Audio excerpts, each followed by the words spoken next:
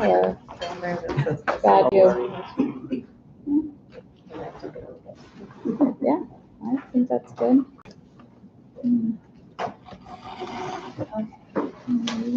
Rosemary, I'd like to start out with something, if that's okay with you. Yeah.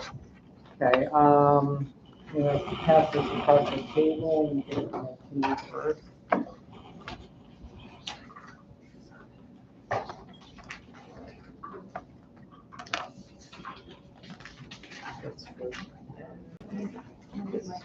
No, for you. Yeah. Oh. Bring it down. Yeah.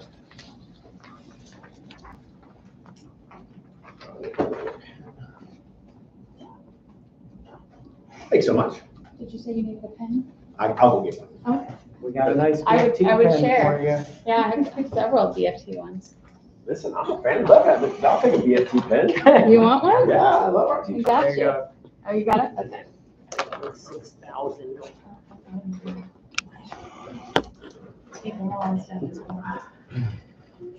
All right, so we all received a memo that Dr. Rendell forwarded from the Commissioner of Education on Friday as part of the welcome back to our teachers.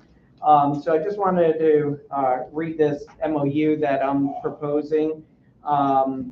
So it says, whereas the Brevard Federation of Teachers is the certified bargaining agent for the school district of Brevard County, Florida, and whereas the school district of Brevard County, Florida district is employer and party to the teacher collective bargaining agreement with BFT. And whereas Florida ranks 50th in the nation in average teacher pay, and whereas Superintendent Dr. Mark Rendell emailed the memo on August 1st to all teachers from the Commissioner of Education with the subject teacher salary increase allocation implementation. And whereas the Commissioner of Education states Governor Ron DeSantis has made historic and sustained investments in teacher compensation, prioritizing competitive pay as a key strategy to recruit and retain high quality educators. And whereas the Commissioner of Education expectation is that union leadership will act swiftly and in good faith to ensure these funds make it into teachers' paychecks without delay. And whereas the governor and legislature have allocated approximately $18.63 per paycheck for Brevard teachers prior to fringe, taxes, and the charter school allocation. Now, therefore, the district and union agree to the following: provide the allocation in teachers' checks in accordance with statutes surrounding this no later than September 15th, 2025.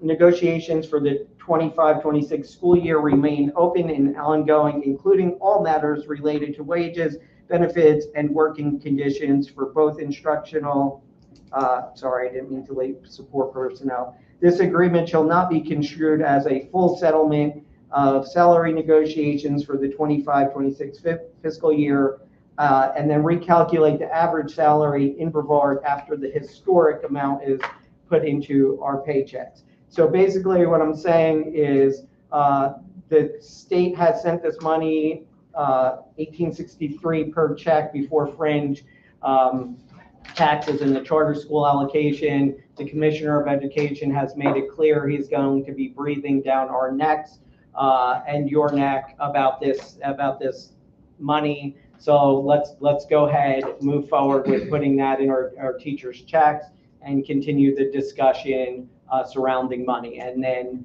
obviously whatever this percentage is, which I believe is somewhere maybe 1%, would be rolled into the 0.57%. 0.57 would be rolled into the total compensation package that we've been discussing.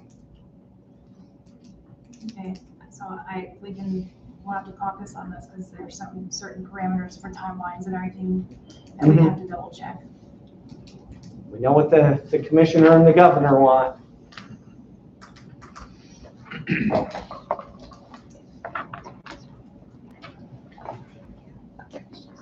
Okay. Then Any questions about that before we move on? Nope. All right.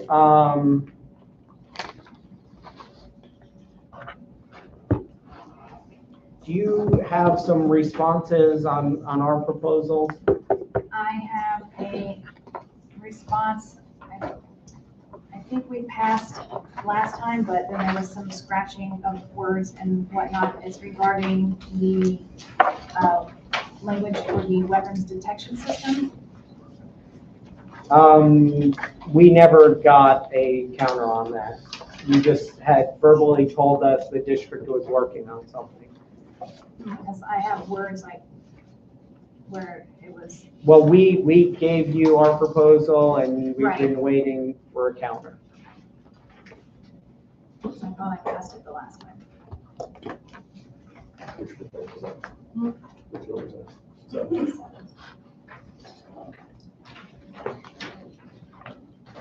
I can pass it, but- No, I know.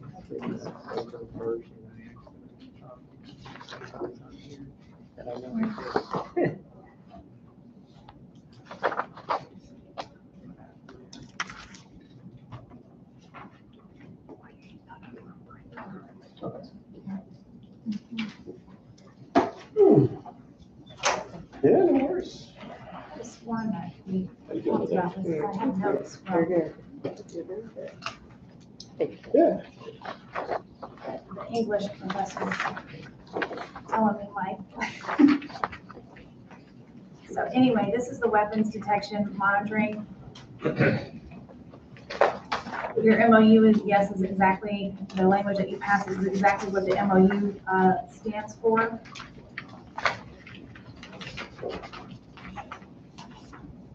We took out, because if you'll see at the bottom, that we will be giving teachers that volunteer to do this $500 per semester. So the language would read that school administration will solicit assistance with operating or supporting the weapons detection system as needed.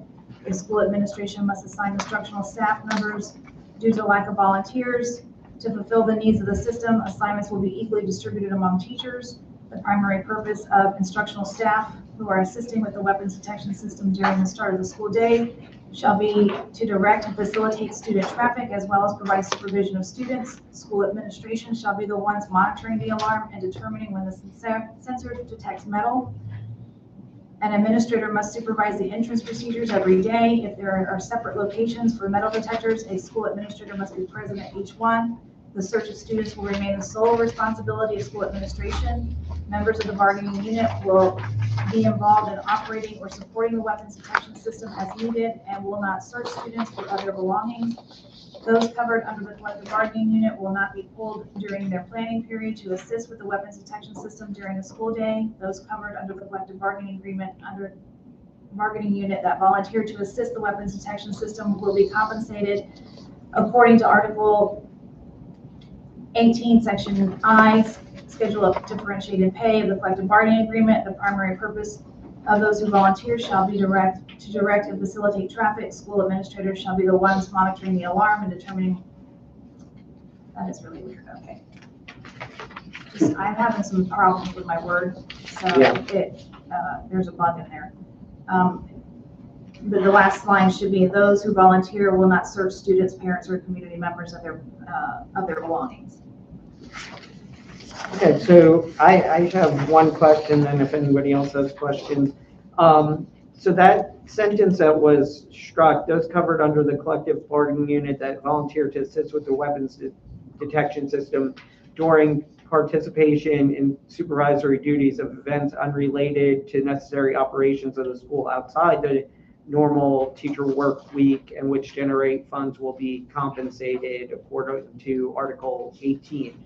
So I believe we had that in there because we were talking about like football games and stuff like that. If there was teachers who were helping out, after school during those types of activities, we'd want them to still be eligible for that compensation. Yes, that's how it is, because you get paid $15 an hour to take tickets, to supervise, the 50-yard line gate, to supervise, in the stands.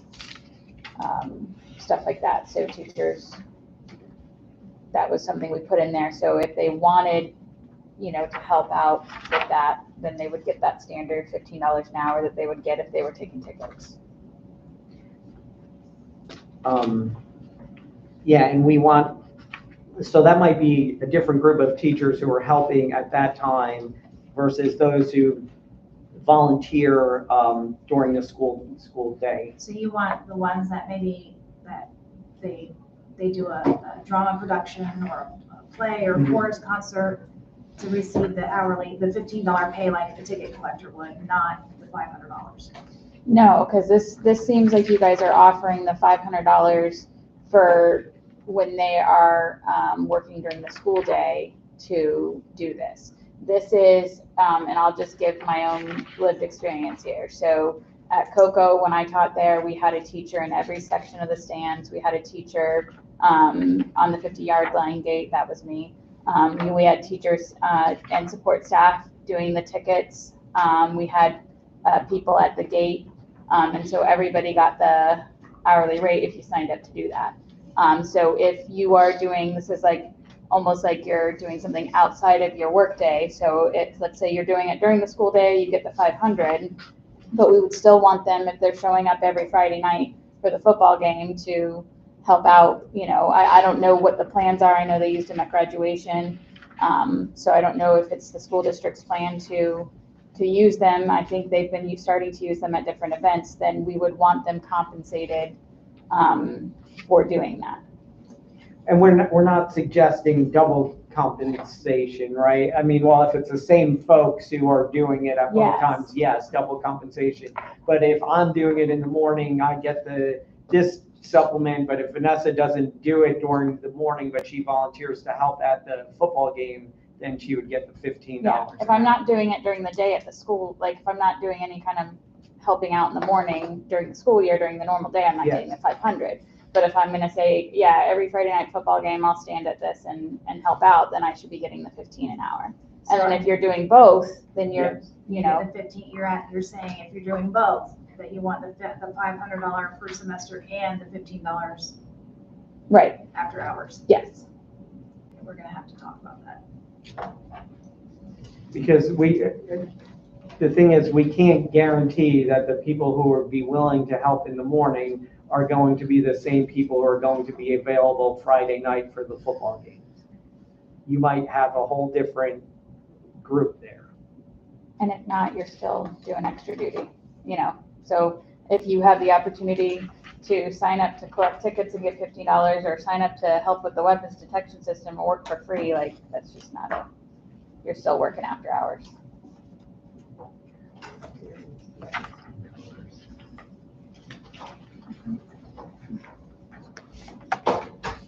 And I don't have it ready to pass, but I want to, I want to talk a little bit more about the school psychologist so that I make sure that I understand, so we can make sure that we're clear. Okay, just going back to this, Oh. if we have a chance to caucus today, you're going to caucus to discuss that? Okay. Can I just ask one more question from this? Because, obviously we have other supplements to discuss. So what pot is this coming out of? Well, that's what I would have to, I need to, the $500? Yeah. I need to find out what stream that's coming out of. Okay, because there's obviously, there's other supplemental priorities too, so that have not even been discussed. Right. Do you want to go back to something else on that one? Or- No, I just wanted to make sure I understood what was the next step of this. So the school psychologist proposal. I know that we have the MOU to get us through to make sure that teachers wouldn't, the members of the bargaining unit wouldn't be harmed because we haven't rolled over with our system. In your proposal, BFT states that school psychologists will forfeit their non-bargaining employee advanced degree supplement and will receive the appropriate advanced degree supplement per Article 17B of the CBA. So I want to talk a little bit about, so we have some school psychologists that when they were hired as non-bargaining employees, that advanced degree was factored into their non-bargaining salary schedule. So when you say that they will forfeit their non-bargaining employee advanced degree supplements and will receive the appropriate advanced degree supplement, what is exactly the meaning right now? So I'm not too familiar with the non-bargaining pay, but I will say this, I've looked at their pay stubs and their advanced degrees are broken out on their pay stubs. So they are getting a supplement for advanced degrees. The issue is, or has been, on the non-bargaining side, because they are required to have a master's degree, you are only paying them the amount above the master's degree. What we were saying in negotiations last time is they would get the full amount that's called for in the BFT contract. Okay, otherwise they're going to go backwards in pay. This was a way to make sure they weren't harmed by going on to the the bargaining millage rate. So they are in the unit now, they have their advanced degrees, we want them paid according to the BFT contract, and that solves the problem for all of us. Okay, so that's not consistent how we apply the advanced degree. So if I'm a teacher and I go and I get a master's degree, as a teacher, or certain teachers' classrooms, I'm not required to have a master's degree, so therefore I get the master's degree pay. Just like we do with principals, even though they're non-bargaining, a principal is required to have a master's degree. So we wouldn't pay them additional advanced degree because they're required to have it for their job. If they went out and got an EDS degree or a doctorate, then we would pay above and beyond that because it's required for their job. So if they're in the bargaining unit, a school psychologist is required to have a master's degree, therefore we would not pay them the master's degree supplement. We would pay when they went to an EDS or a master's or a doctorate degree. Understand what you're saying, we're suggesting otherwise. Okay, that's what I wasn't. And, I don't want to harp on this, but we are now down 8 psychologists because this is dragging on for so long, right?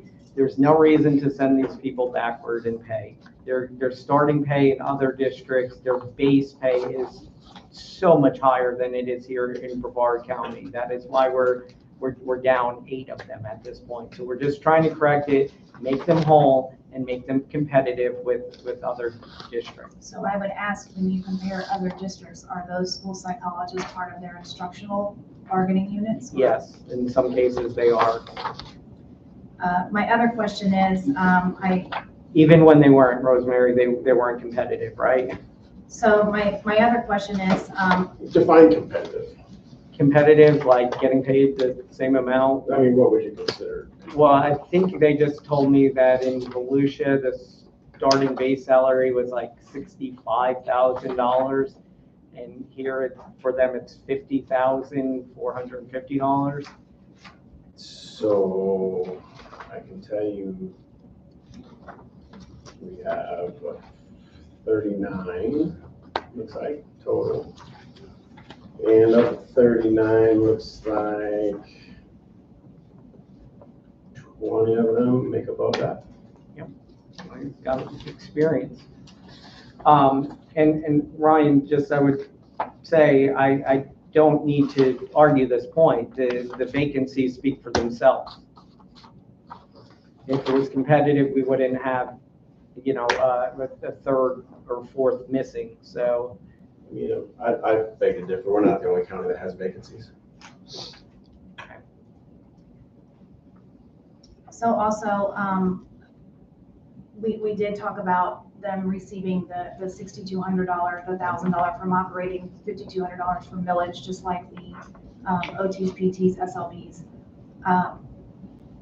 My other question is that I don't see it listed here, but school psychologists right now receive a non-bargaining, a unique supplement for evaluating students per quarter.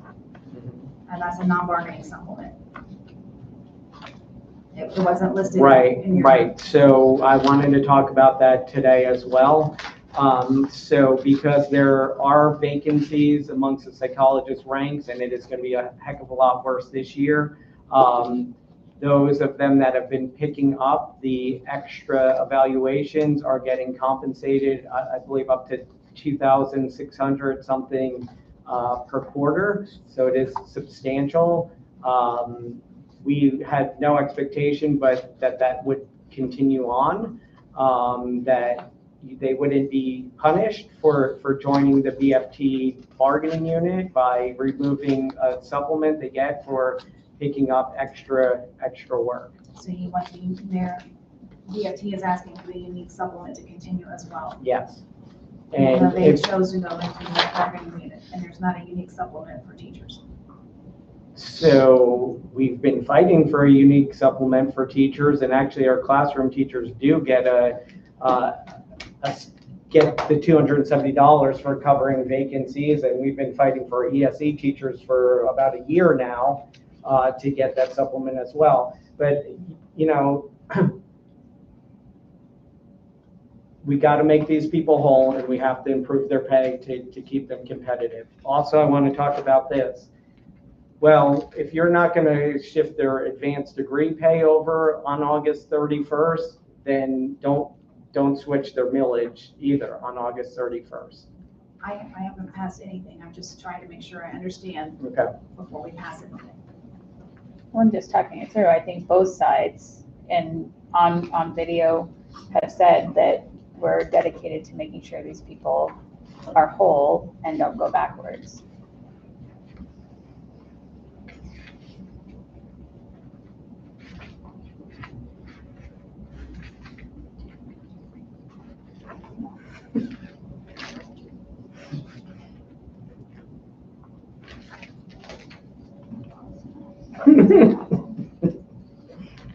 Okay.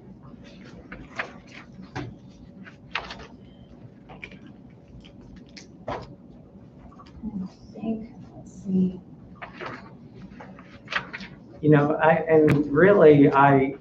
Of course, I have no control over who you guys have on your side, but it would be so helpful for us to have Dr. Jenkins here to answer some of these questions about compensation. I mean, it's she's the expert, she's their supervisor, she knows what they're paid, she knows what other districts are paying their psychologists. I just think it'd be super helpful to have her here. When I know we were going to talk about the psychologist, I brought psychologists here to answer the questions. It would be nice to have that from the district as well. And then, so your proposal 12 and 13, we're not ready yet to discuss that. I need to, I have some outstanding questions from departments that I need to speak with.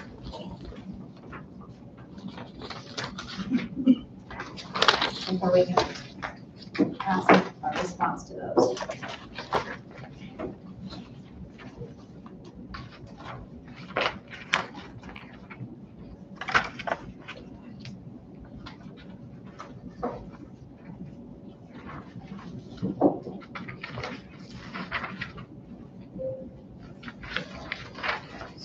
So, are you going to pass something about the psychologist? Yes.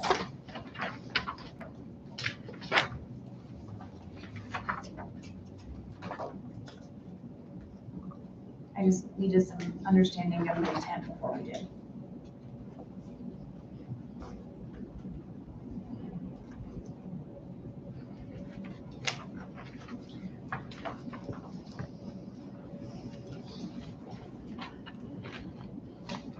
I think we have some outstanding proposals on your side.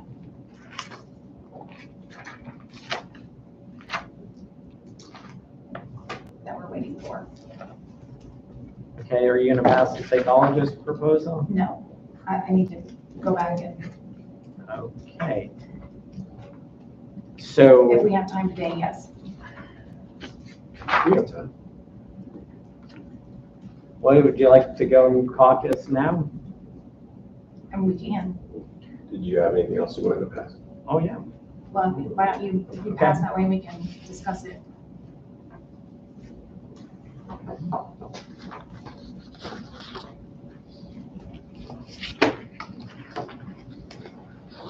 Okay, so, so far we've passed you guys 15 proposals and you've agreed to 4 of them. Hopefully, you're going to be more willing to hear what the needs of the teachers are. Otherwise, it's going to be a long year. Okay, so we are resubmitting proposal 2, which is the differentiated pay for riding the bus and also for homebound instruction. So you guys came back with $15 for the bus rides. It was nice seeing some movement there, but my understanding from our teachers, some of these bus rides take up to 2 hours or longer. Sometimes you're talking about $7.50 per hour for our teachers to get on the bus and make sure our students with disabilities are arriving home safely. So we want to see that move up to the hourly rate. And we are holding on the $50 per hour for hospital homebound instruction. We know that there is a need for hospital homebound teachers, and the barrier is the pay.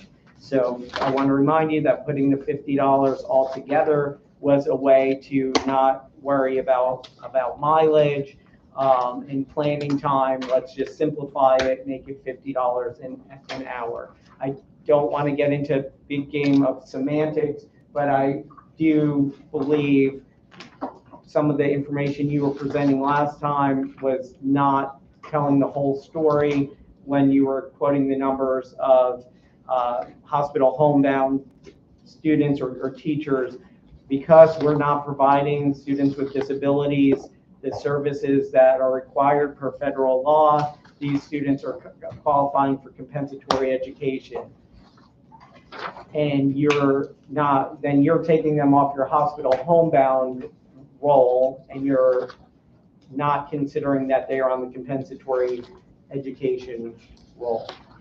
So we are resubmitting that proposal. Any questions on that?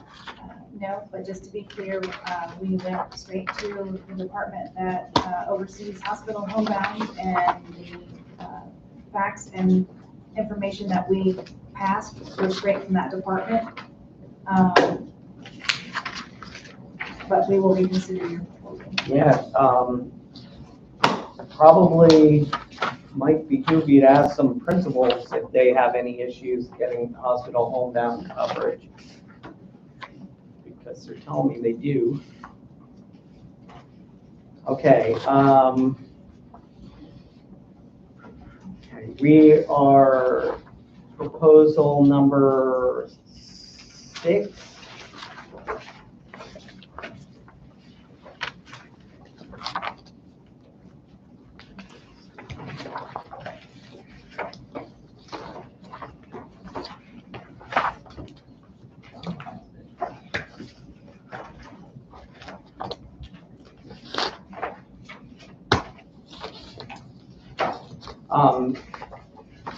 You asked me to be more specific on this, so I am more specific. This has to do with summer school employment as well as adult ed employment. I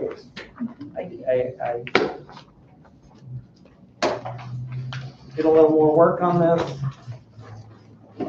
found some information. Okay, so B will now read, a teacher who is assigned to teach in the adult education program shall be entitled to all rights conferred by this agreement.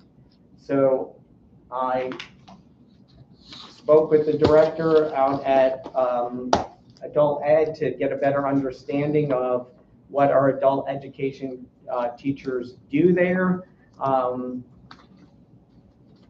It is perfectly in line with what our other teachers do. The only thing she said might be different are occasionally somebody's hours might be different, but the specific hours aren't really controlled by this contract. That's not an issue.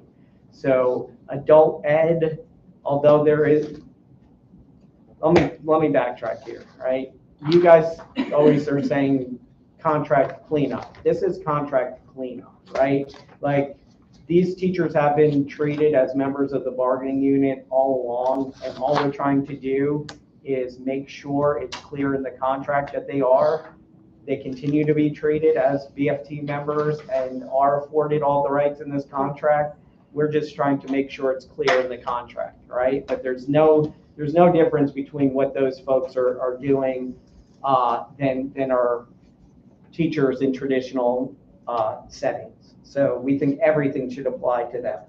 Now, as far as summer school, a teacher is assigned to teach in the summer school program shall be entitled to the following rights conferred by this agreement, strike, except as provided herein, Articles 1, 2, 3, 4, 5, 6, for sections A, M, and O, 7, 10, 11, 12, 13, 14, section B3, 17, 19, 20, 21, 22, 23, 24, and 25.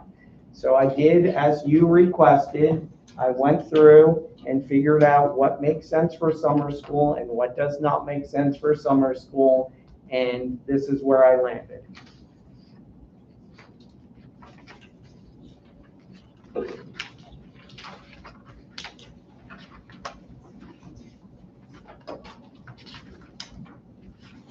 But I mean, I don't know why there would be any hesitation to keep our summer school teachers protected. We'll go and look at your proposal. All right. Okay. Parental leave proposal number 8.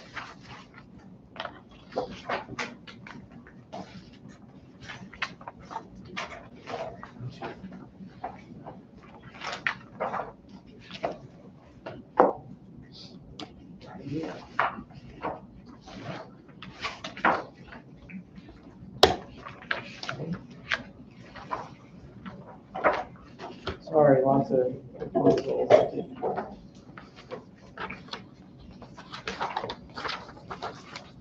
There it is.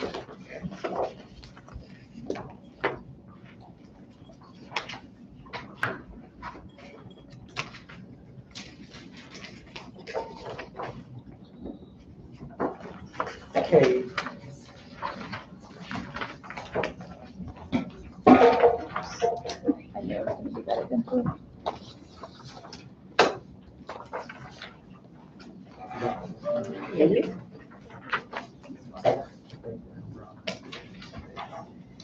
Okay, so proposal number 8, Rosemary, you did catch something that we didn't intend to have on there last time, which I think was causing some confusion, and that was that sentence or statement that says for prenatal care. So we struck that out. We didn't intend for it to be for prenatal care.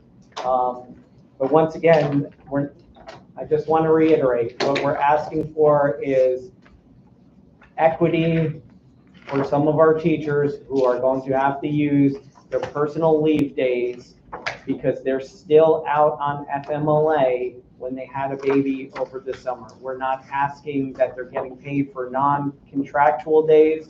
We're saying they had a baby in early July, school started, it's beyond their 30 days, but they're still out per doctor's orders, right?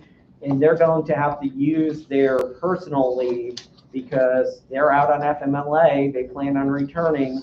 And we're just trying to just fix that for the few people that are in that situation. It's just a good practice. So our current practice is, say you had a child on July 31st. Teachers returned August 1st this year. Mhm. We would give that person the remaining 14 days. Even though they were out, they're coming back July or August 1st, we would give them August 1st through August 14th, the 14 days after that. What if they had the baby on July Does that make sense? 31st? Right. So if you have a child that's close to when you're going to be returning to school, we give you the balance. So let's look at it this way. If you had a child May 25th and the last day of teacher's work is May 29th, Mhm. we would give you the remaining balance into the summer of that paid parental leave. Okay, well, that's not what we're getting at with this situation. That doesn't make sense to me. Yeah, it says within 30 days, so it shouldn't matter. Like, I have a question on this, Yes, so I can understand it a little bit better. Your concern, I think I understand your concern. Your concern is someone who has a baby in February, right? They get their 15 days before they have to start taking personal days. correct, we agree with that. That's, everybody agrees? Now what you're saying is if they have it over the summer, let's just say, pick a date, whatever date you pick. If once that 15 days expires, so whether it's July 30th, and then so July 30th, 31st, they start on the 1st, so now they have 13 days. They have those 13 days, then they would have to take their personal leave. After that, they're still on doctor's orders. Yes, but we want them to get the time that everybody else They gets. did. They got the 15 days. Currently, they do not get the They don't. 15. No, they do. No, So they don't. they do. So, like I just said, if Heather's shaking her head too. they do, I mean, you can't count, you have 10-month employees that are spread over 24 pays, I get so, it. okay. I get it. Well, I need, and I need know you, that. I need you to re-explain, because it doesn't, Yes. it's not. Ryan, and I I'm a just want to visual guy, click. so I want to just clarify this. We are not asking for pay on any non-contractual Got it. day, right? So if you had your child on June 1st and you were clear to come back on August 2nd, got it. Okay. Totally understand. I understand, but I think there's where the disconnect is that last 2 weeks before we come back. I think that's the disconnect a little bit. So I guess what I'm getting at is what's the difference if 15 days from February to whatever, it's still 15 days where you have to take your personal leave after that is still on doctor's orders. As to where if it is late July, you still get You 15 lose days. 15 days. No, you don't lose yes, 15. you do. So I think we're looking at it, I see where you're going with this. Okay. Okay, we're looking at it as, obviously there are some women who are have their baby and they're able to be Sure. back in the game Sure. in 6 weeks, Sure. right? But we know that not everybody is the same. Correct. There are different things that happen that might cause complications, right? So we don't want to say, just because this woman had this experience, that this other woman that had this other experience, who usually, they don't want to miss meeting their kids and coming back and the whole thing. And for a teacher to be out is more work than to be in. So we're saying, listen, if this teacher is still out on FMLA because her doctor said, hey, you're not healed yet, you can't go back. Right. Let's give them that 15 days because they're not, they're not getting that. Because if they had the baby over the summer, then they're not entitled to it right now. So they're coming back, and here's the other thing I'm thinking of too, because part of why we put in this, right, is to, and eventually, I'm sure you would know, we would love to get this to be the full 6 weeks, right? We're trying a little bit at a time. We got to be the front runners in the state for this, so Brevard should be very proud of that, and we've expanded it. But a lot of our teachers who are having babies are teachers who might not have the amount of sick days I have saved up because I've been working for a long time for BPS. All right, so they're having a baby, and so they might be coming back in August and they have no sick time, right? And so this is just something like we're trying to look for some equity here. And I don't think there's going to be anybody that cries foul if we do this. So I did check how the process is done. I'm going to go back and check again to make sure and have them explain it to me again. But my understanding is that if they had the child and they were to come back, they get the days if it was close to the time that they were returning back. And my question Well, is, if that was the case, right? If you're saying they had the baby in late June and then they came back, mid-August, you're paying them. That's what we're saying. Which we have a few teachers that called us Yeah. and were denied it. So if that's how you guys are doing it, we have people that need to be made whole. Well, Is we it- need to list it. is it possible Yeah, well, also that. to for those situations that they were denied, can you, not of course in this public forum, but give me the names and let's go back and so we can compare. I'll have to try to find my notes. That's basically how this contract language came, because we had, I think, maybe 2 or 3 reach out over the past year based on last summer. So have to give me some time to search that. But so I can get you specific times. But this is just, we don't think it's a large number. I have a question. Yes. Because I've heard you guys say this a couple times, and it doesn't make sense in my brain. I apologize. I'll take ownership. I'm not a real smart guy. When we present a proposal, the question is, well, how many people does this really affect? The answer is, if it's not a lot, then I don't think there needs to be a contract, because this is a onesie twosies and we can settle this.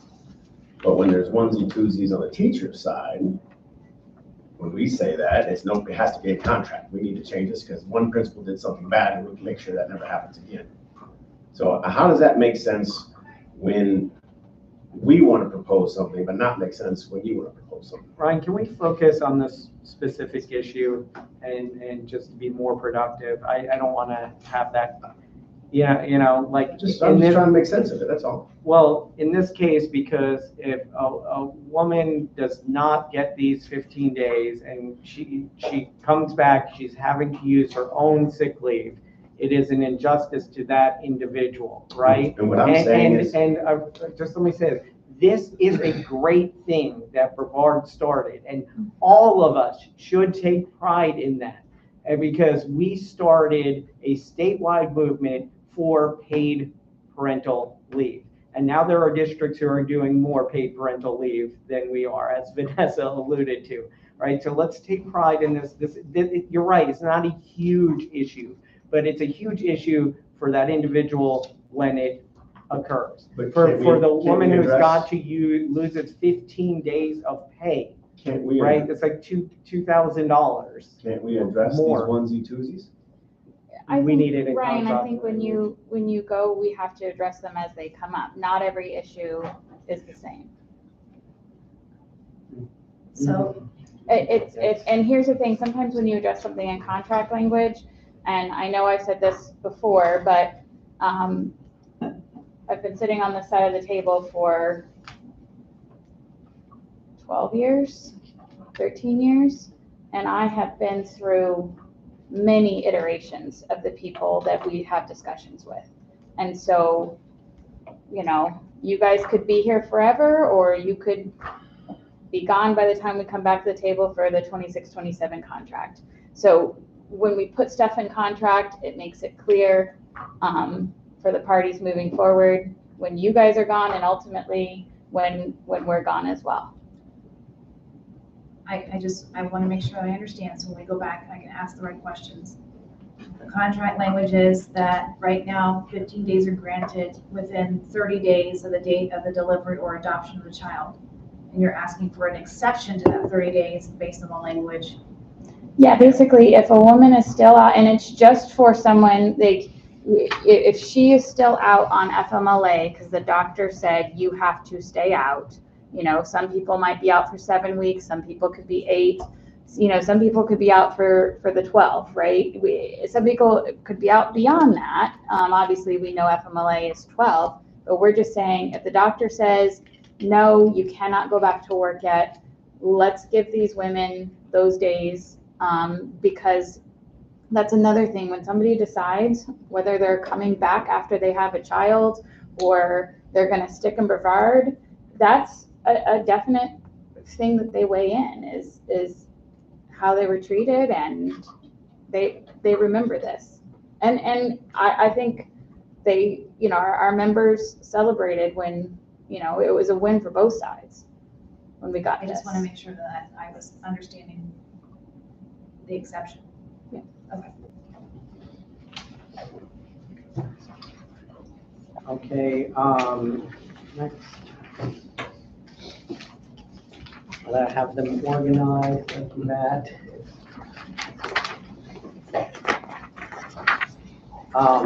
This is, we are resubmitting proposal number 9 for coverage pay.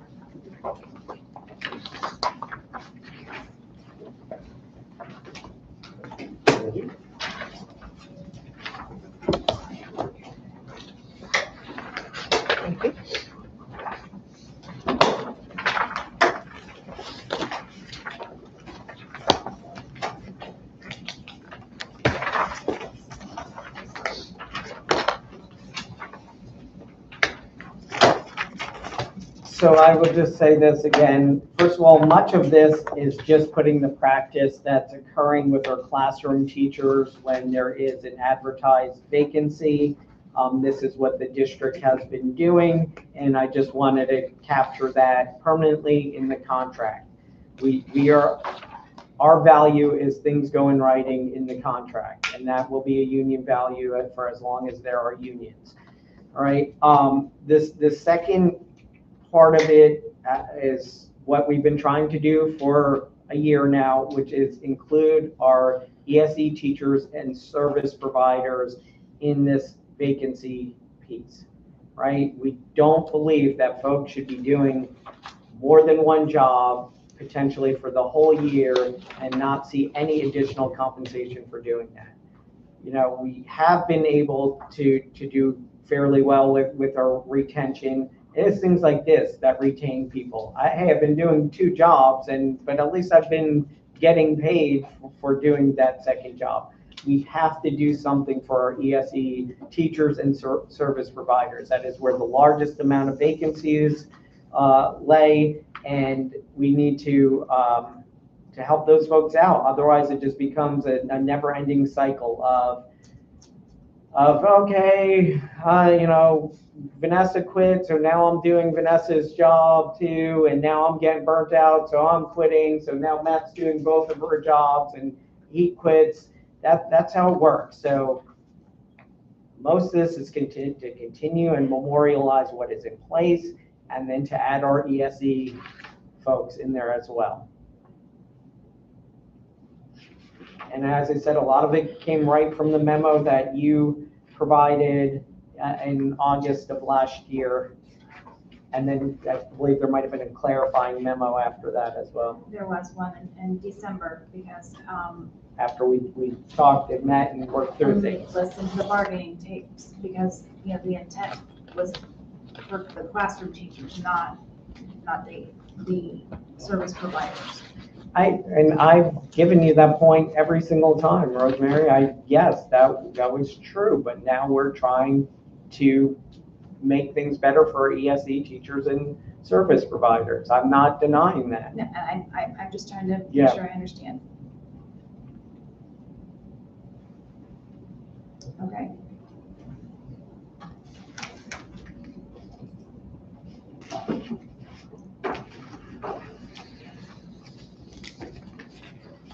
Okay, we are resubmitting. Oh, is this the cheat pager?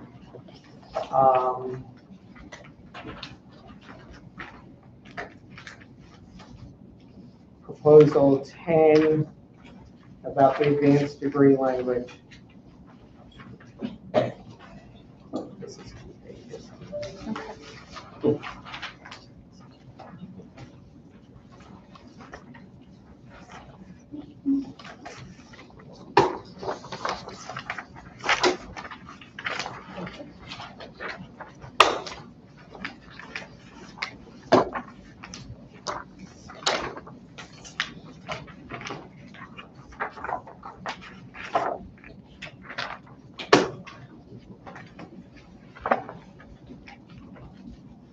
Okay. So, as I've been talking to a lot of our new teachers, or some of our new teachers, I don't want to say a lot, this continues to be an issue where they are not getting paid a supplement for their advanced degree because it does not align perfectly within their area of certification, all right? We years ago negotiated a kind of an appeal process. That's helped somewhat, but it is still a huge issue for folks that are being denied this supplement because there potentially is no way to get certified in the area that they got their degree in because there is no such certification that exists. We know other Central Florida districts have moved away from that. They felt like the legislature green-lighted some changes that they said, you know what, any advanced degree now earns advanced degree supplement because that was the signal that they received and the interpretation that they received from the guidance that they provided. You know, I gave you the MOU last time with your labor attorney's signature on it. He knows how to do this, to make it jive with the law. Otherwise, I don't think he would have done it in Orange County. I think it may be just what you're naming it, but it can be done. It is being done, and it is important, and it is a recruitment and retention piece. I was gonna let Kate speak a little bit on this. She's one of the teachers who's being impacted by this, but has really dug into the law on it as well, and could kind of give you some ideas on how to make it work, I think. Right. So the last, I believe it's July last year, the law, they specifically changed this particular law about advanced degrees, and they reworded it. And the language in that law says that it's about salary schedules. And if you look deeper into the law, salary schedules is talking about base pay, not supplements. So the law does not prohibit advanced degree payments when it comes to supplements for it outside of any certification area. My particular degree, I have a law degree, and I teach a law elective, which is a secondary social studies elective. I am certified in secondary social studies, but because it doesn't particularly align with a box, my degree is considered outside of the area of certification. Regardless of how it makes me a content specialist when it comes to civics or even perhaps government, and it does definitely make me a content expert when it's coming to a law elective. So because it doesn't perfectly align, I'm not getting an advanced degree supplement for that degree. This is not something that should be happening, and it doesn't have to be. The law does permit for supplements regardless of area of certification. Now, if you want to talk about base pay, that's a different thing. Thank you. And yes, she is a lawyer. Yes. So, And if you don't want to take my word for it, like I said, because whatever you think I'm self-interested or maybe, I'm not the only attorney. The labor attorney for this district has also come to the same conclusion about the interpretation of the law. so let me talk about that. Mhm. You were right, Jeff Mandel is our labor attorney. He is also the chief negotiator for Orange County. Mhm. We reached out to him and he said that, as you know, chief negotiators, they take direction from the board. Mhm. Even though his advice and recommendation as an attorney was not to go forward with Orange County's proposal and pass, Orange County chose to disregard his advice and went ahead and did it anyway. That's Orange County's prerogative. We reached out to the Florida Department of Education regarding the statute and the language, and received response back on June 26th that the language remains the same when it comes to advanced degrees, and therefore, as the district, we have been sticking to the statutory language. So, okay. Polk County is also paying for advanced degrees. Seminole County is also paying for advanced degrees in any area. So clearly, it's not something that the state is truly concerned about. Otherwise, those districts would not be able to continue to do so. And yes, thank you, Rosemary, for clarifying that. We do understand that it is our school board who is making these decisions, right? We are very clear that this is, Matt Susan's decision, this is Megan Wright's decision, Jean Trent, Katie Campbell, and John Thomas. We understand that, and you are just a messenger for them. So we get that, but we are not going to back away from this, knowing that the county that shares a border with us is doing this for 2 years now and is not having an issue with it. Meanwhile, we might be losing candidates for positions here because we're not going to pay them for their advanced degrees. And I got an email yesterday from a teacher teaching at one of our highest need schools in this county, brand new to the county. Not sure if she's a brand new teacher. I think she is. She went through the process. Her degree is in family, youth, and community sciences, and the description of her degree includes education as one of the things that it is touted to help with, and she is certified in K-12 elementary, and she was just denied by whoever's on the committee. So I mean, family, youth, and community sciences. I'm just still thinking about signing my name to something I think is illegal. Right. Yeah. I would never do that. I don't think, Rosemary, you would do that either. I'm sorry, I missed That Mr. Mandel is signing his name off on something he thinks is illegal. That's a lot right there. Well, like I said, he advised Orange County that that would not be the direction he believes they should go in, but the county decided to do that anyway. And that's their prerogative as a county. Rosemary, can you tell me who sits on the committee that decides this?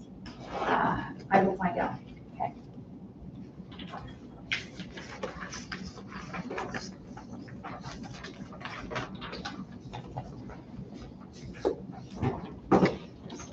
Okay, so we're resubmitting proposal number 11, which is our proposal on planning time. Next to health insurance is probably the number one priority of our teachers, is to have some time to plan on their own outside of district, state, and federal mandates, have some time to do the things that they need to do. We've shared with you, as have the principals on your team, that this is a fairly common practice, and principals are good enough to figure out how to get it done with minimal cost to the district. I believe this, I'm not saying it would have no cost, but would be a low cost way to give our teachers some more planning time. You know, I would really love it if you guys talk to more principals about a proposal like this, and the folks it impacts on that end, because they know that's a huge concern of their teachers, and if they could find a way to do this, would be would help them and their teachers. But you know, it's I don't feel like you guys are really allowing the stakeholders input into these proposals. I would disagree with that. Mm-hmm. Again, Which departments would this impact? Like, who would you get input from? well, we do get input from principals, but again, you know, to earlier points, this should be a decision that is based at the principal's level, you know, maybe not something that is needed as wording in a contract. You know, as the principal has the autonomy to run and determine the school and organize things the way that they see fit based on the needs of the school at the time. Putting something like this into contract, you know, forcing a principal that may not have the autonomy to do that at the time, puts constraints. So I would just go back to this. I think a huge difference between our side and the other side here, and I talked about this in public comment at the school board meeting, is we feel like our teachers' input helps make this district a better district, and the things that our teachers offer are oftentimes better ideas than what administrators and the district are offering. I just will remind you, on this side, former Teacher of the Year finalist, former Teacher of the Year finalist, former Teacher of the Year finalist, former Brevard County Teacher of the Year, right? Like, we are not just saying these things because we just want a day off. We're saying these things because we believe we could improve our performance and the student performance by having a little time to ourselves. We're not asking it for an off-campus day. We're saying it is a planned on-campus day where if you feel like you're drowning, you can work with your principal to schedule a day to do planning at school. We will talk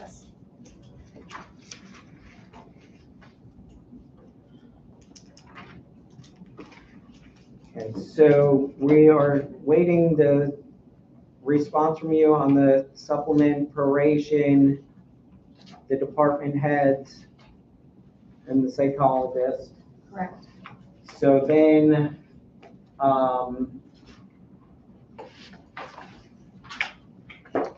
going back to health insurance. Oh, there's 4 pages to this. Figure it out. That's the silver and the gold. So common concern all across this district, teachers, support staff, administrators, non-bargaining, are the high cost of our co-pays, deductibles, out-of-pocket max. So we are still seeking relief in those areas. I want to just reiterate that. Let me give you guys a second to get this. Oh, I did not give you a copy. Do you need one of these? Yeah, we got it. Step back and you have a second.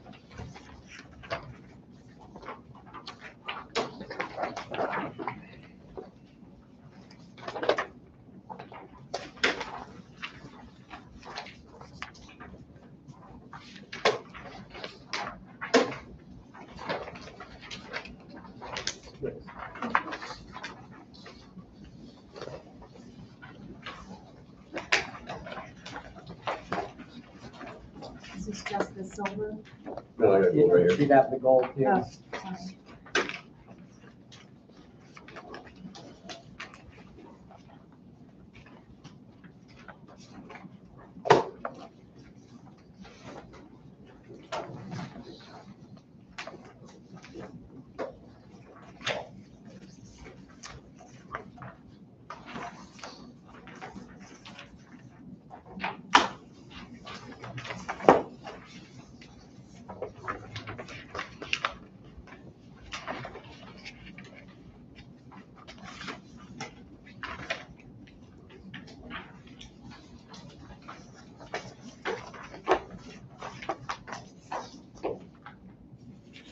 Okay, so we're withdrawing the language about the FSA card, all right? We took that off.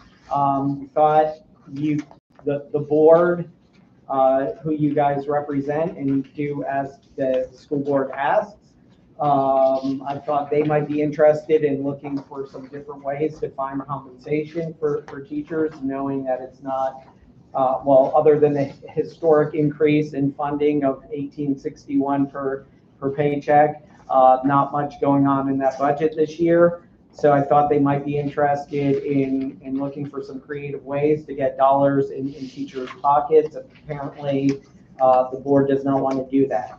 So what I propose, once again, is, first of all, just in-network changes. And just for folks who have completed their health assessment and their annual physical. I've looked at where the rates were last year and where they are this year, and knowing the trend that the plan is on, not being able to ever get any specific data from our consultant, but I've sat on that insurance committee for a decade now. I have the idea of what's going on. Meeting halfway. So this way, when our employees get sick, they don't go bankrupt, right? They don't have to make decisions between food and medical care. It is just a compromise agreement of meeting halfway between where we were last year and this year. Because all of us, did not have good data from our consulting. We did the best we could, and now our side is saying, yes, we evaluated what happened this year with these premiums, these copays, these deductibles, and these out-of-pocket max, and we went too far. So let's roll it back a little bit, because our folks are hurting, and we need to provide them some relief. This is an easy situation where it could really help our teachers and frankly other employees too. So you have movement on our side. Once again, we've moved.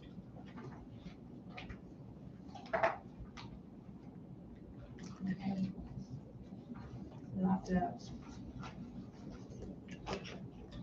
Do you have a counter on this today? Do you have a proposal on health insurance? And I won't, So there's no health insurance counter proposal? not today. I mean, I think we rejected it back on June 17th. Mhm. You passed it again. I wouldn't have a counter today.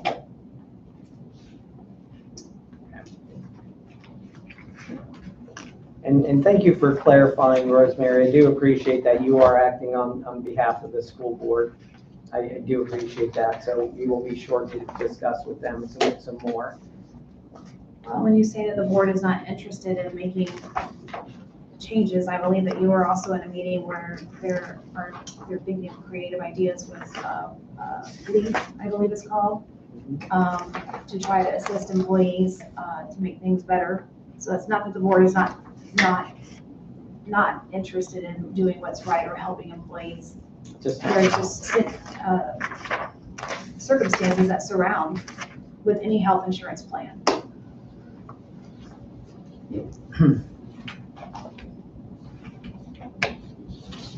Okay. All right, so we have a couple of counters from your proposals last time.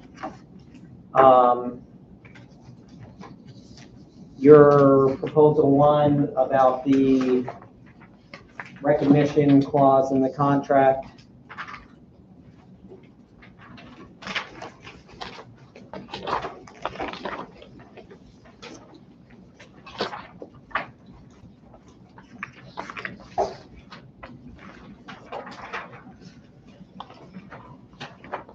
Thanks.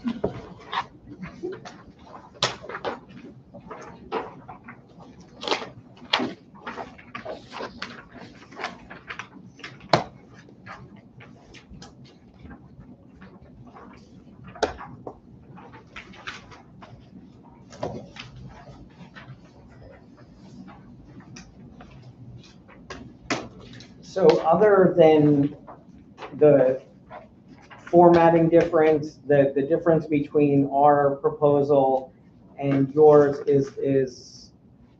are these two items. You say for the following E, J, and G employees, we believe it behooves both sides to instead say all type E, J, and G employees. As you very well know, Rosemary, this district creates positions throughout the year. And we don't want to have to change this recognition clause every time we add a new position. And also to add includes, but is not limited to those following positions. So it's just making sure that this clause is dynamic and able to adapt to the new positions as they come into fruition.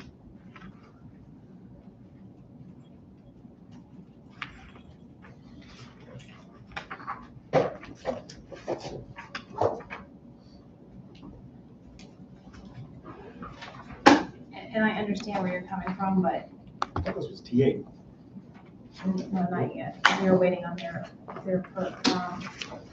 So the only job types that are used for this collective bargaining agreement are E, J, and G. Yes.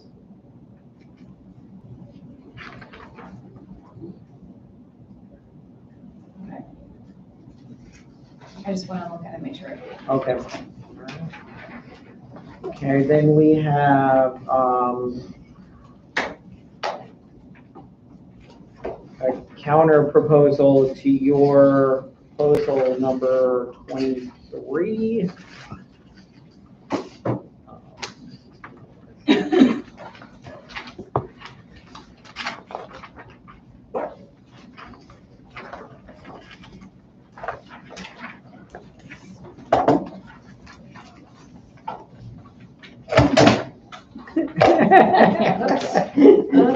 I didn't do that.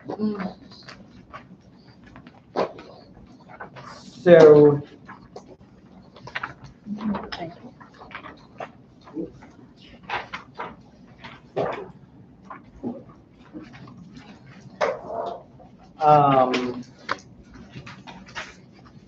I'm sorry, Rosemary, by the way, I would appreciate it if somehow you could not give me these things with the markup, because then I go to change it and it's, I don't know how to break the cycle of markup. So, the changes here from yours are,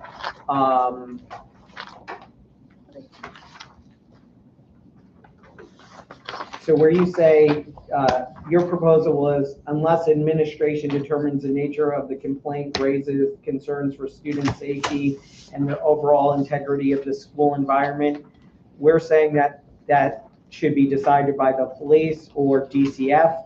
They should be the ones that determine that the nature of the complaint raises concerns for student safety. And then the other part that we took out of,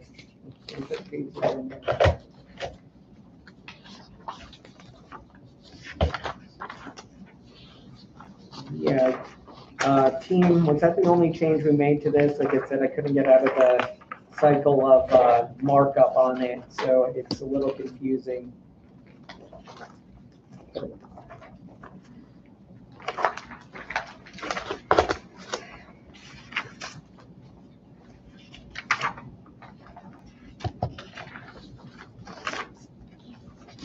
Oh, yeah, I think that was the only change there. It looks like it's the only one.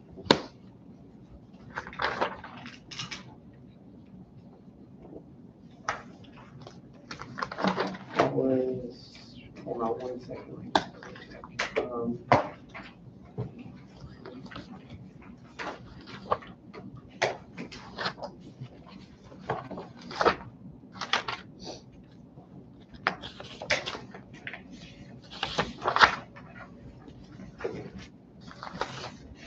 Oh, and we did strike and the overall integrity of the school environment. We felt like that was a really broad, harsh assessment, or an unmeasurable.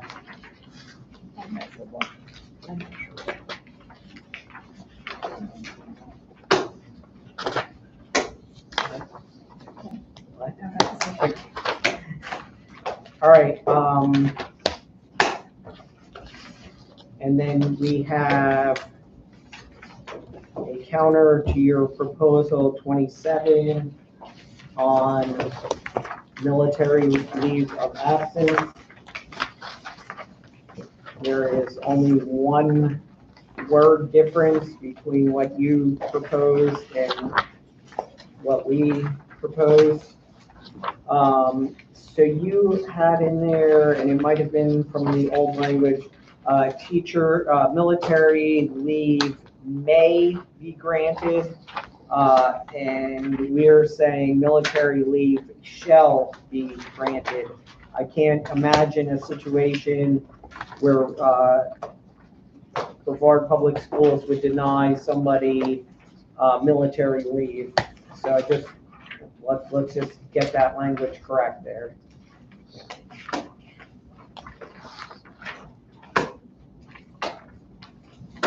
I'm not disagreeing. We took it straight from the federal statute. I just want to go back and check the statute, and that would be. Well, and Rosemary, I tried to dig into this statute as well, and I didn't see just one statute surrounding this. I saw things that said 15 days of leave. I saw things that said 25 days of leave. So when you look it up, if you want to tell me exactly what you were looking at, that would be great. Yep, But we can do that.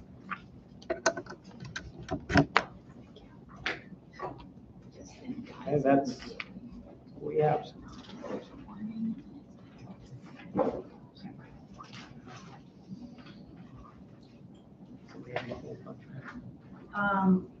Is that it? Yes. So I have, if you want to do it now, so you can have them while we break.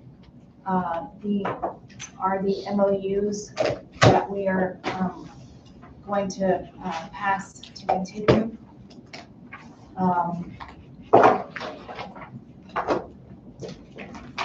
I didn't bring enough for everyone. Okay. But I'll leave them with you, but just to let you know what they are. Mm-hmm. One is the millage MOU.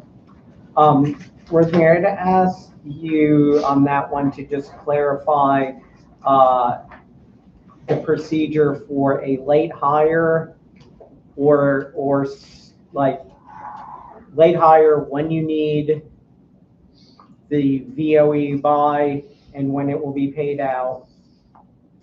And then also the procedure for like someone who maybe it's their third year in Brevard and never took the time to verify, how does that work? Is that what are the dates and parameters surrounding that? I don't want to argue about it. I just want it in the memo so when I'm talking to teachers, I can explain to them clearly this is what you need to do and this is what you can expect. And also, yeah, the new hires that just came on too. Yeah. Because I think one of the things that every time we went to a school to welcome new hires, we said, hey, make sure you get your VOEs in. Once you send them to your former employer, follow up with them to make sure they've sent it. Like, don't let time pass. So like a date, so these people know, We do have a date. I need to make Okay. sure I don't want to misspeak. Yeah, no, that's fine. We but just, so that we do have a can, date for them. when they call, we can inform them Right. and help them through the process. So I'm gonna pull that one. Yeah, and just in case I wasn't clear too, for the folks that are already here, I'm not positive, but is it that, okay, you didn't verify when you're supposed to, we'll let you verify this year, but after this date, you're not getting it until next year, or? Yeah, Okay, just Yeah. wanted to make sure. No, I understand. I want to just. But make sure. other than that, that should be good to go. Okay, this is the CTE, the Career Technical Student Organization Mm-hmm. MOU. And what was the amount put forth in that? So I know we talked to that department about the supplement, but we never actually. I was told to leave it the same, so the Oh, school. what is this about tell me what this is, because I might be thinking about This is the one that we've done for years. Oh, the okay. clubs. 'Cause I was We were talking also- about a different one. Yes, And that one I have sent back, and that one is for they're reviewing that one okay, right now. But this is the normal one that we do. right, for the CTE, clubs, The clubs. yes, okay. The next one that we have is one that we did last year for the deaf and hard of hearing impaired. That, MOU. was that to, can refresh my memory on that one, I know we signed that with Ms. Dampier, but I We just. did, it was to incentivize teachers to add deaf and hard of hearing Okay. impairment to their certification and increase the number of teachers. Number of teachers of the hearing impaired program in Brevard, they'll receive the $6,200 supplement, 1,000 coming from operating, 5,200 from millage. The agreement supports the revenue from the voter approved millage funds. Did we have any success with that? I mean, I don't know if you know off the top of your head, but, I guess enough success to continue. yeah, so Ms. Dampier yeah. asked for that, okay. There's a line or something.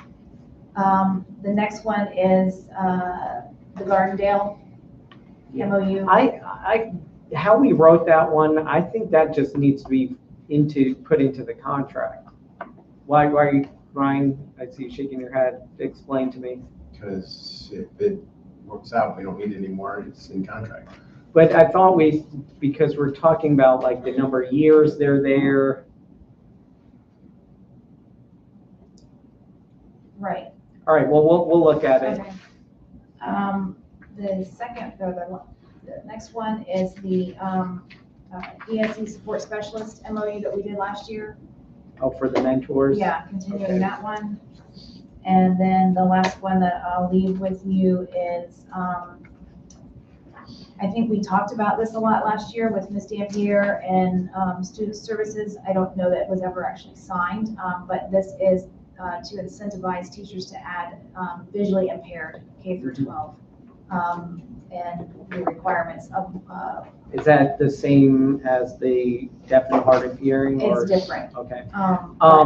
Okay, so there's one that's missing from there. There's actually two. Well, the one was ready, had the pen ready, is our optional class supplement, because some of these principals are going to be in a bad position. That one is missing. I didn't, I printed. We Okay, have it because ready I to will go. sign that one Okay, yeah. immediately. We do have that one ready to go. That's my mistake.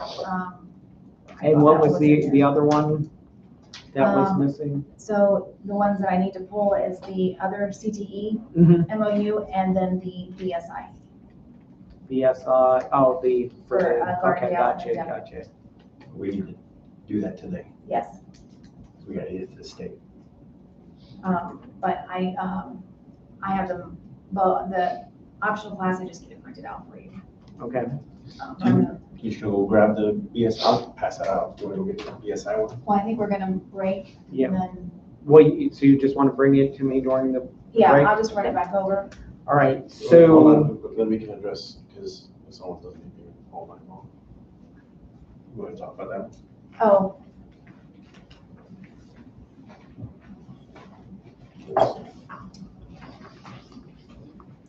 so I wanted to go over some contract language. It's our proposal 13. And it's the contract language regarding assignment of teachers and the every effort.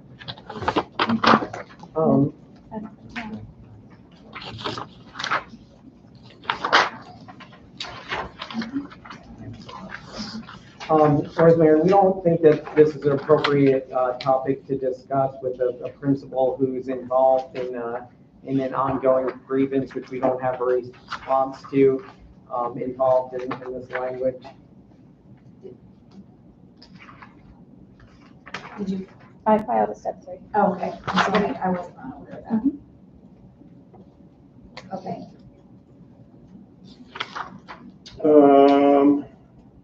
Ms. Owens, can you join me outside, please? You want me to stop? Yeah.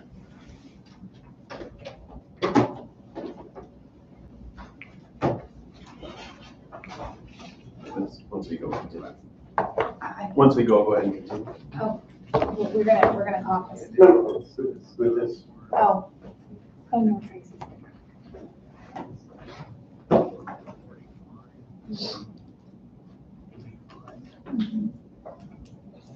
So Rosemary, it's going to say, I know you're going to go over this, but I mean, we absolutely cannot be out of here any later than 5 today because we have another meeting. So Okay. if you don't think you're going to be able to give us responses by 5, please don't leave us hanging in here. I would not do that. I just need to make sure that I get those other two Okay. MOUs to you.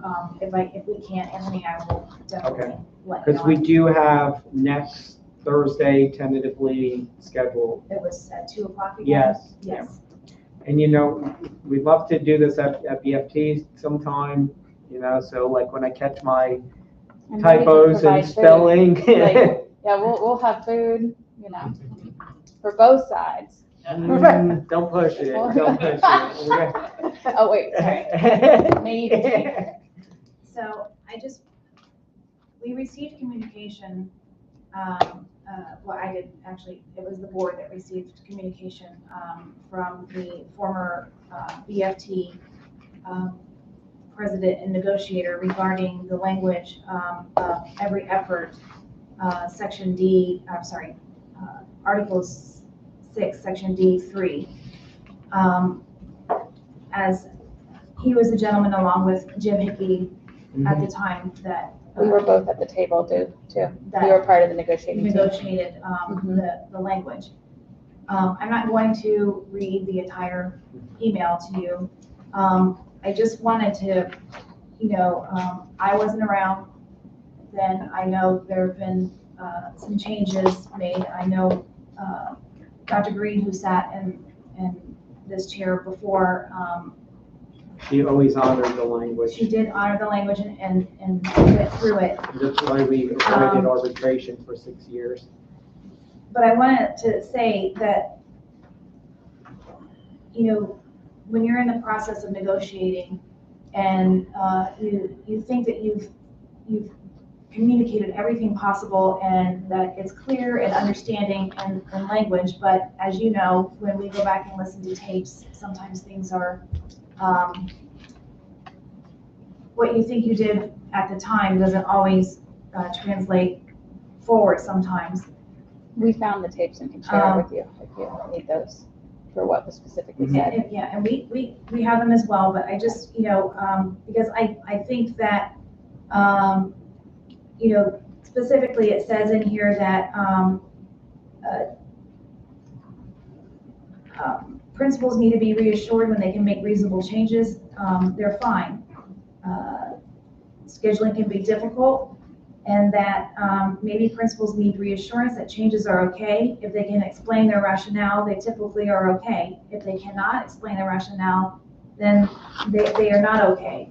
And again, my problem with the language is that it has every effort.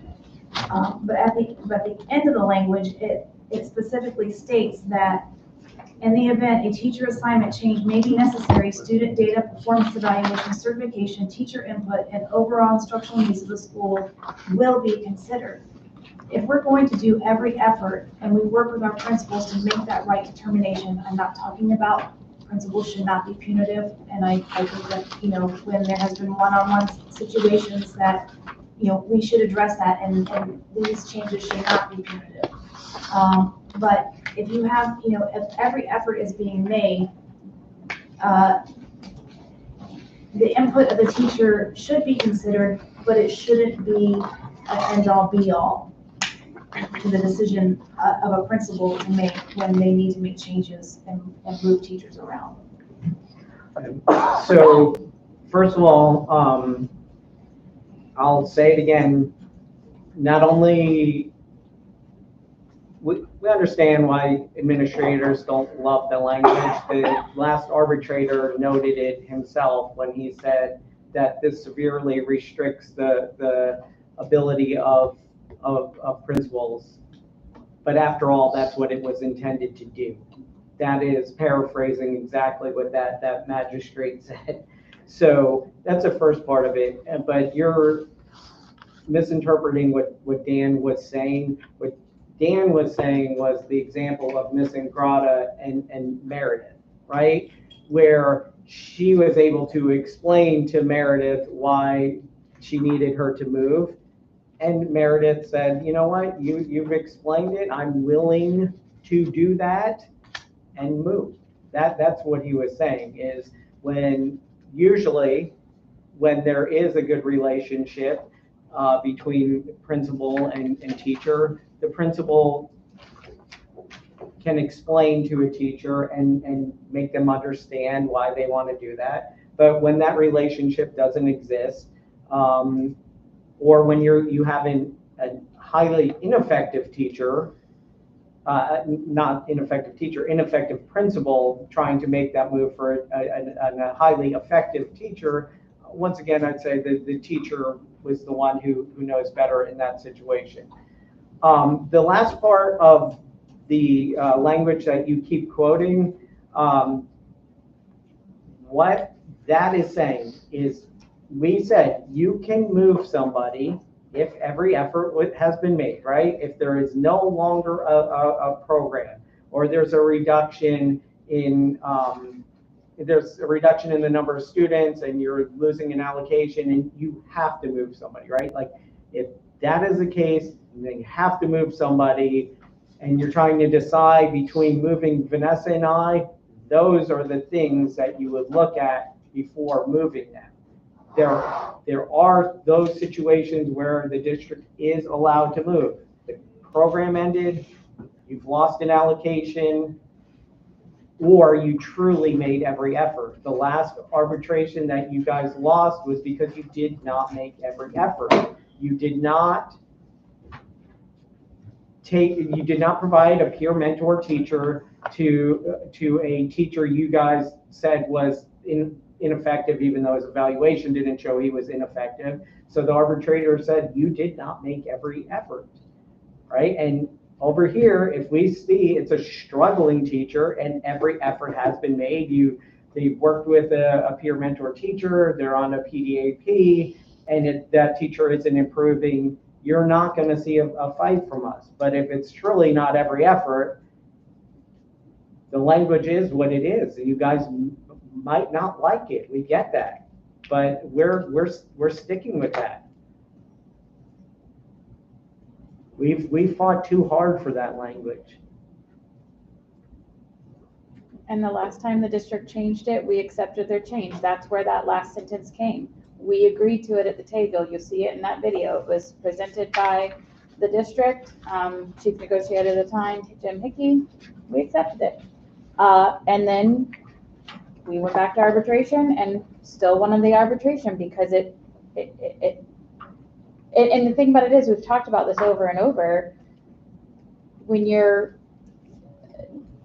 doing evaluations, right? And we had, I forget the number of principals, but it was a high number who never even walked into a classroom and did an evaluation, didn't finish them in time.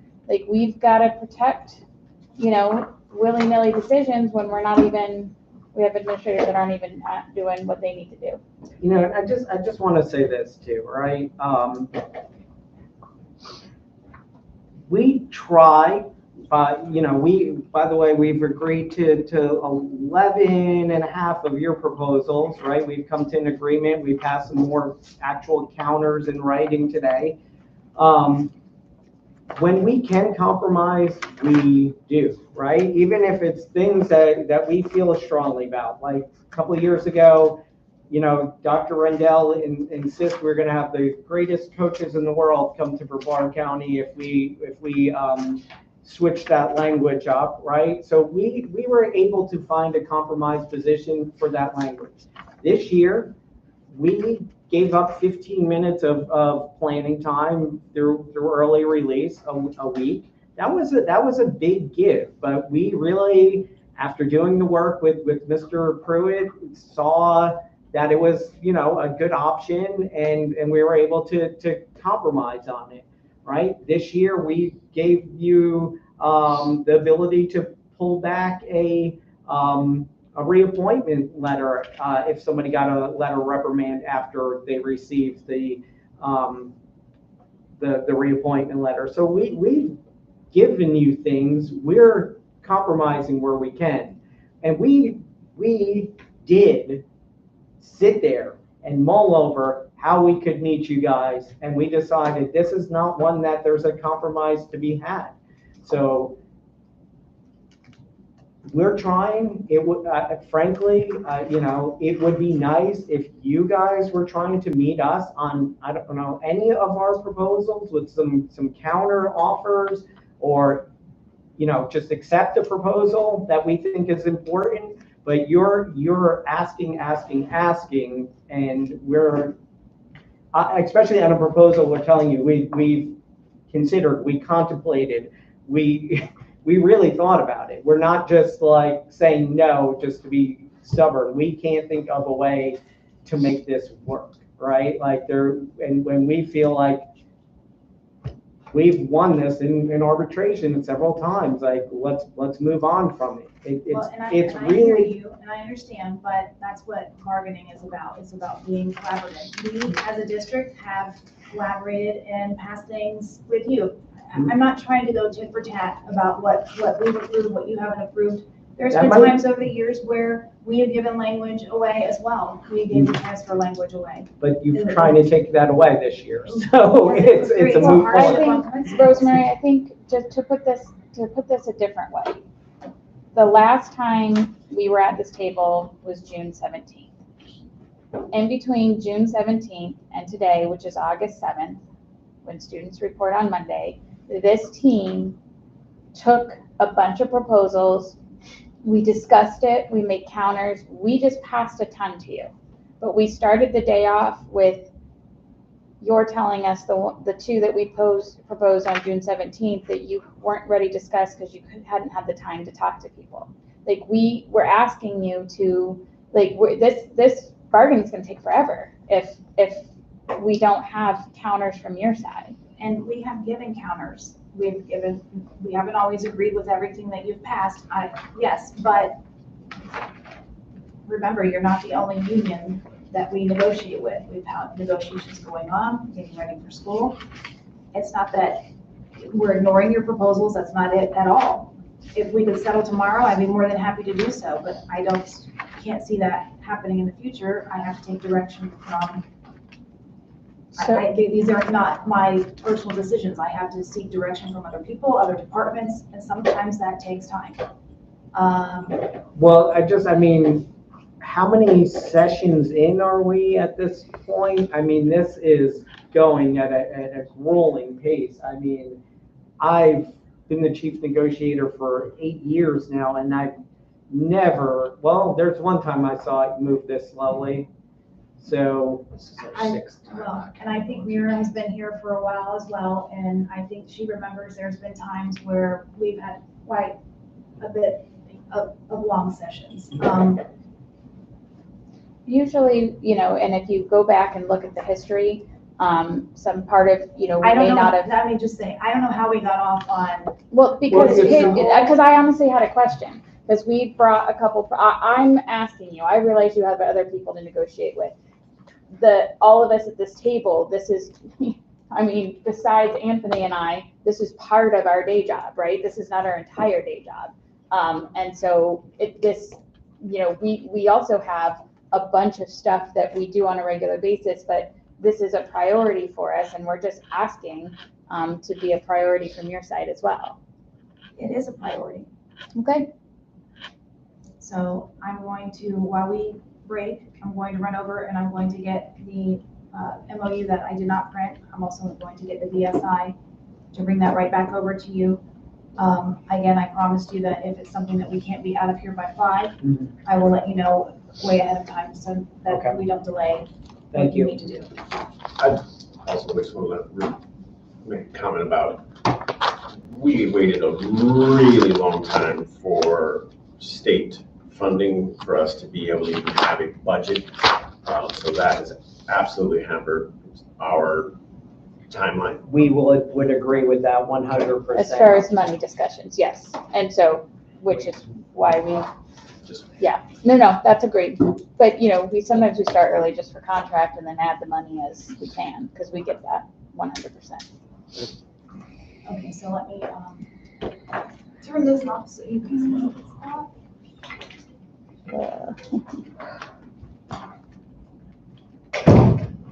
Did I give you those? I have that. I'm over Okay, here. all right. I'm like, where's the stop button?